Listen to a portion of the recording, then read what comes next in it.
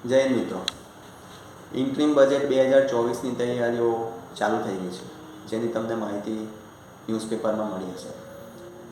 આપણા finance minister Shrimati Nirmala Sitharaman 1 ફેબ્રુઆરી 2024 interim budget declare કરશે અને તેઓ સંસદમાં આવક અને ખર્ચની માહિતી શેર કરશે.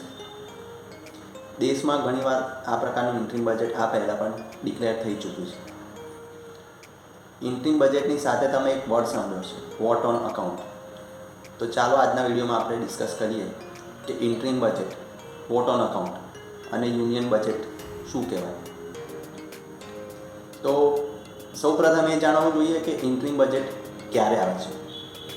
તો ઇન્ટ્રીમ બજેટ જ્યારે દેશમાં લોકસભાની ચૂંટણી આયોજન થાય ત્યારે ઇન્ટ્રીમ બજેટ ડિક્લેર કરવામાં આવે છે. મતલબ કેન્દ્ર સરકારનું જ્યારે સિલેક્શન કરવાનું હોય ત્યારે દેશમાં ઇન્ટ્રીમ બજેટ ડિક્લેર કરવામાં આવે. મતલબ જ્યારે કેન્દ્ર સરકાર પાસે થોડોક સમય હોય ચૂંટણી માટેનો, ત્યારે એ લોકો ઇન્ટ્રીમ બજેટ ડિક્લેર કરે છે. ત્યારબાદ જ્યારે જે તે ગવર્મેન્ટની પૂરેપૂરી સરકાર બની જાય ત્યારબાદ એ લોકો ફૂલ બજેટ ડિક્લેર કરે છે. ફૂલ બજેટ એટલે યુનિયન બજેટ. આ પહેલાં 2019માં આ રીતનું ઇન્ટ્રીમ બજેટ ડિક્લેર થયું હતું અને ત્યારબાદ પ્રધાનમંત્રી શ્રી મોદીજીની ગવર્મેન્ટે 5 જુલાઈ 2019 એમનું ફૂલ બજેટ ડિક્લેર કર્યું હતું. હવે આપણે જાણીએ કે ઇન્ટ્રીમ બજેટ અને યુનિયન બજેટનો મુખ્ય તફાવત શું છે. તો ઇન્ટ્રીમ બજેટ અને યુનિયન બજેટ બંનેમાં સંસદમાં જે બી ખર્ચા કરવાના હોય એની મંજૂરી લેવાની હોય છે, પરંતુ મોટા ભાગે ઇન્ટ્રીમ બજેટમાં જે બી ડિસ્કશન થતા હોય છે એમાં મોટા પાયે કોઈ ચેન્જ થતા નથી ગવર્મેન્ટની પોલિસીમાં. યુનિયન બજેટમાં જ મોટા પાયે મોટા નિર્ણયો લેવાતા હોય છે.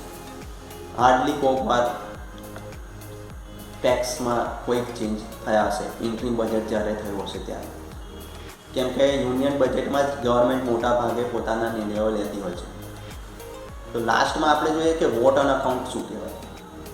વોટ ઓન અકાઉન્ટ અને ઇન્ટ્રીમ બજેટનો તફાવત એ છે કે જ્યારે પરમિશન લેવામાં આવે સંસદમાં ખર્ચા કરવા માટે ત્યારે વોટ ઓન અકાઉન્ટની પ્રસ્તાવ રજૂ કરવામાં આવે છે અને ઇન્ટ્રીમ બજેટ થોડા સમય માટે જ ડિક્લેર કરવામાં આવે છે.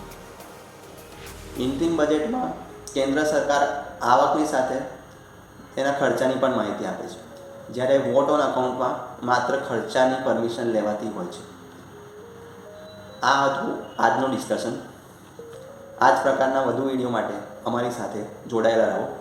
જય હિન્દ, વંદે માતરમ.